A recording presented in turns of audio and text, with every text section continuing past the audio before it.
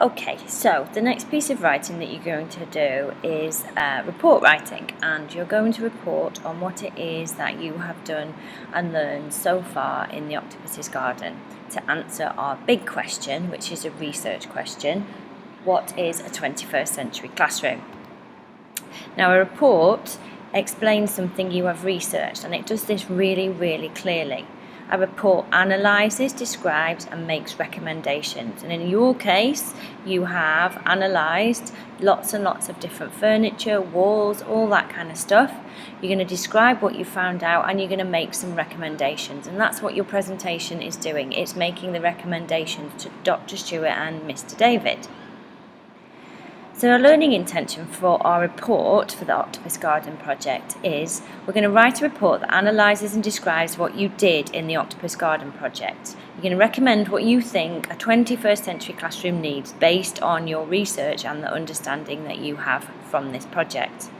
So to be successful, your report will group and sequence ideas logically, organise and display information clearly with subheadings. You're going to cite the sources for your research. You're going to say where you got everything from. Use the writing frame, and you're going to use the assessment criteria to make sure that you're successful. So the structure: a report has an introduction, a main body, a conclusion, and it also has references. These are your sources. So in your introduction, you describe the project, state the research question, hook your reader, make them interested in what you're talking about.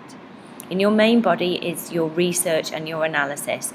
In here you can use subheadings and you can use images if you want to. In your conclusion, this is where you evaluate what you've found out and make the recommendations. So the research question. A report answers a research question. Our question is, what is a 21st century classroom? If you want to change this a little bit, you can do. Just make sure you check with me first before you start writing. So, your first paragraph will be your introduction. You will introduce the project, explain what you're trying to find out, which is the research question, and include your hook. And your hook is your interesting, exciting bit that you want your reader to know about your research. So, it might be an interesting fact. Main body is describing the research process, what you found out. And you're going to include at least 5 different pieces of information. That means you could include one from each of the different topics, so one from walls, one from ceilings, or you can include 2 from walls, 1 from ceiling, 2 from floors. It's up to you. In your conclusion, you're going to evaluate and recommend what you think a 21st century classroom needs to have based on your research in this project. Final part is the references, so every single source, where you got your information and images, and you use this format. All of this is on the writing frame.